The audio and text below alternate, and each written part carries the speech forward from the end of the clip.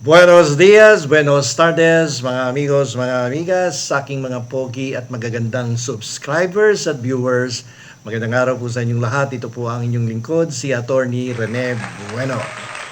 Kahapon po, ako po ay dinagsa ng maraming katanungan at ang tinatanong ay bakit daw ba napalaya itong si dating Senador Bong Revilla, ang panday. No, ang tanong nila, non-bailable yung kaso nito, bakit pinayagan ng Sandigan Bayan na makapagpiyansa to? So galit na galit yung iba. Pero bago yan, no? At bago tayo magpabudot sa galit, i-breakdown po natin, no? Sa simpleng Tagalog, na may halong konting chismis sa batas, no, para maunawaan natin kung bakit non-bailable daw pero pinalabas naman si senator o dating senador na si Bong Revilla. Ayan, nagamit na ni Bong Revilla ang kanyang agimat, no? At nagamit na niya ang galing ng kanyang pagiging isang panday. Okay, so ano ba itong non-bailable offense na to? Alam niyo po, sa totoong buhay, no, at sa batas, no, wala pong krimen na 100% literal na non-bailable sa simula pa lamang. Kasi ang ibang tao pag narinig ng nilang non-bailable, abay ang akala ay hindi na makakalabas yan, no, habang buhay at hanggang hindi pa na-desisyonan, habang walang desisyon ng korte. Okay? So, alam niyo po, ang ibig sabihin lang ng tinatawag nating non-bailable ay yung ang kaso po ng nasasakdal ay sobrang napakabigat, no? At dito, pag sobrang bigat ng kaso mo, hindi ka pwedeng mag-abot agad ng cash na piyansa, no? Sa counter doon sa sa hukom para makauwi ka kagad kapag ikaw ay inaresto. Hindi po ganoon kapag sobrang bigat, no, at considered as heinous crime o may kaparusahan na reclusion perpetua o life imprisonment ang iyong kaso, hindi ka kagad papayagang makapagpiyansa. Okay? So, kasi kapag reclusion perpetua, life imprisonment, ang mga imposable penalty sa kaso mo, at hindi simpleng pagnanakaw lang ng manok o pagnanakaw ng pag-ibig, no? Hindi ka kagad makakapagpiyansa. Ang bail po is a matter of right. Nakalagay po yan sa rules of court. Magbayad ka ng piyansa, lawas ka muna habang may trial. Pero kapag mabigat ang kaparusahan, hindi ka agad-agad papayagang makapagpiyansa. May proseso pong pinagdadaanan yan. Pero kapag mga minor na kaso, katulad ng pagnanakaw ng manok, no, at pagnanakaw ng pagmamahal, ayan, makakapagpiyansa ka kagad. Okay? So dito, ang kaso is malversation through falsification na lagpas sa na ang kaparusahan ay napakabigat. So dito, kailangan mo pong pumasok sa tinatawag na bail hearing. Kasi pag mabigat ang kaso mo at mabigat ang kaparusahan, magpapay ka ng petition for bail. Kapag hindi naman, motion lang, no? Kapag medyo light ang iyong kaso, motion. Kapag mabigat, petition na yan sa korte. No? So, kapag may petition, magkakaroon ng bail hearing na tinatawag. Okay? So, yung bail hearing, parang isipin mo na lang, no, na parang merong Pilipinas Got Talent. No? Ang prosecution dito, yung mga abogado ng gobyerno, ang siyang magiging performer. Yung korte naman, yung Sandigan Bayan, ang siyang magsisilbing judge nga. Ang goal ng prosecution, kapag nag-file ka ng petition for bail sa mga kasong mabibigat, no, katulad ng plunder, no, ay ipakita at iparamdam ng prosecution sa judge na super strong yung evidence of guilt, no? Ibig sabihin ng mga ebidensya laban kay amazing cop na si former Senator Bong Revilla ay dapat mapatunayan ng prosecution na sobrang lakas. The evidence of guilt is so strong. That is why kapag nag-file ng petition for bail yan, hindi yan pagbibigyan. Kaso ang nangyari dito sa sitwasyon ni Bong Revilla, hindi napatunayan ng prosecution na malakas masyado ang ebidensya laban sa kanya. Yung evidence of guilt is not that strong. That is why yung petition for bail ibinigay sa kanya. Okay?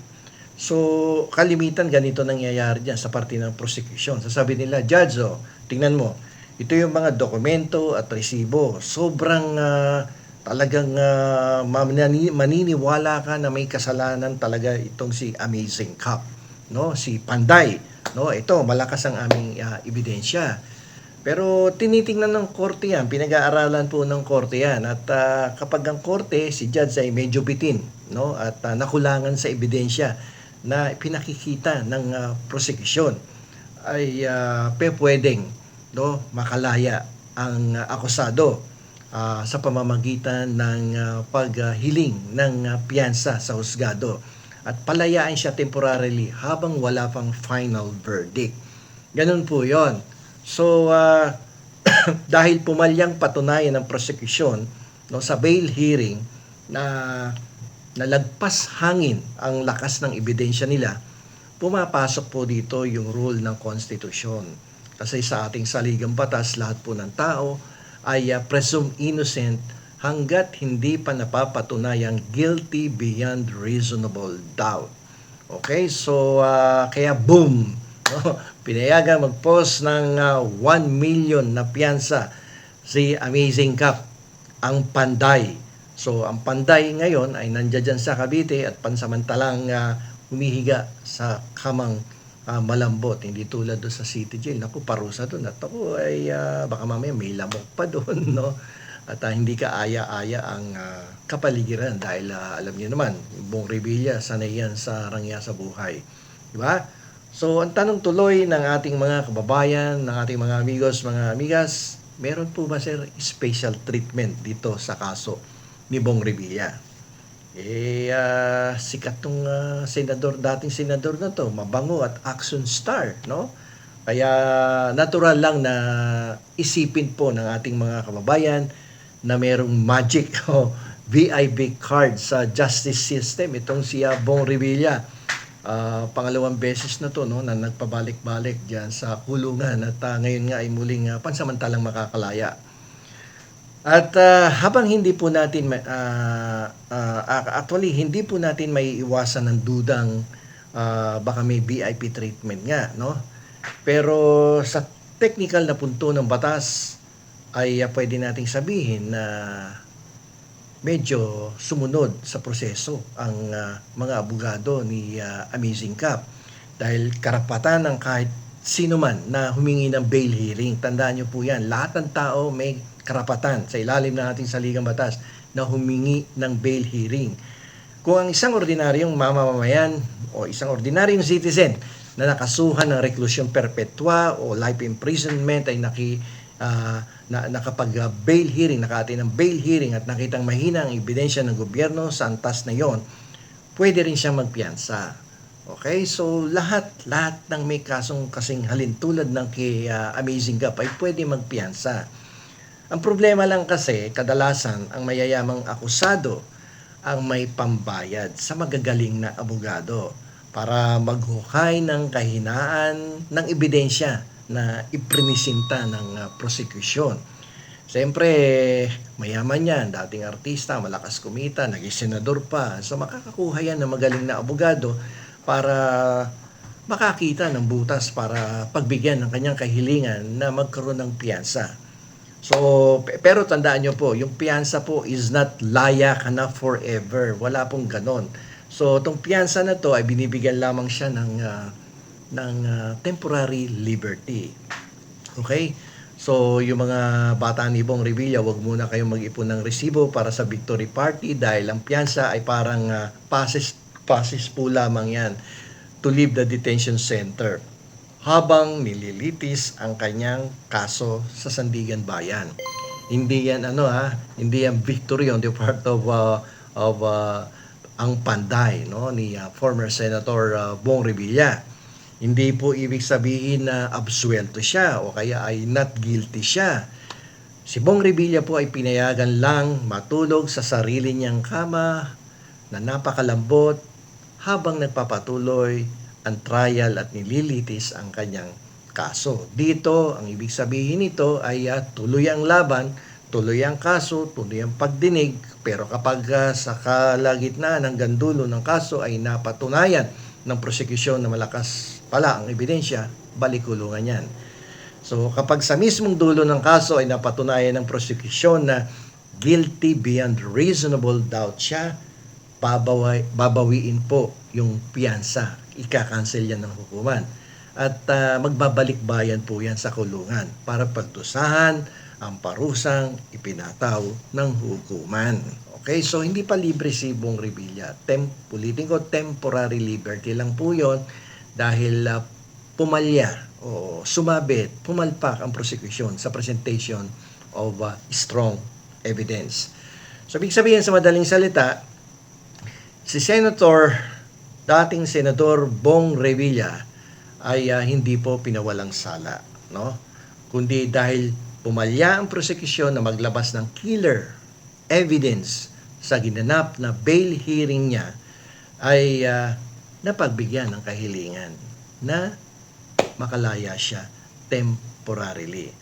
Parang basketball game lang yan, no? Dito sa unang yugto ng kanyang trial, natalo ang prosecution sa first half, no? Yung first half, that is the bail hearing.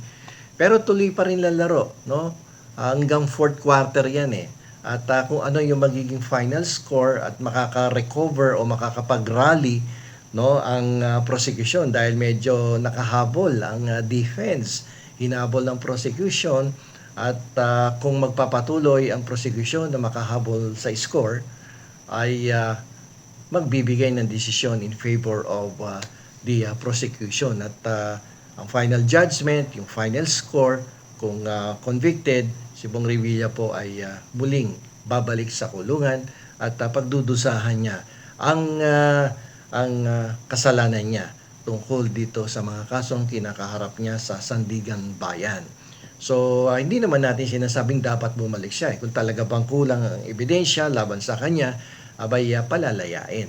Pero kung mapapatunayan ng prosecution na meron silang sapat na ebidensya at napakalakas nito at sumabit nga lang doon sa first half ng laro, abay kinakailangang bumalik ang Amazing Cup sa City Jail upang pagdusahan ang kanyang mga kasalanan. So hanggang dito na lamang po at sana po naintindihan niyo po kung bakit pinalaya pansamantala ang ating dating senador na si Bong Revilla at ang lahat po ng tao ay may karapatan na magkaroon ng bail hearing, whether it is a light offense, no, o kaya grave offense yan, lahat po ng tao. Kaya lang nagkakaiba lamang yan dahil sa estado ng mga akusado, kapag mahirap, wala po kasing kakayahan na makakuha ng magagaling na abogado, pero pag mayaman ka, ayun na nga lang ang advantage ng mayaman, nakakakuha po yan ng magagaling na abogado upang ipakita at patunayan sa judge na hindi ganun kabigat at walang killer evidence ang prosecution. Therefore, kailangang palayaan pansamantala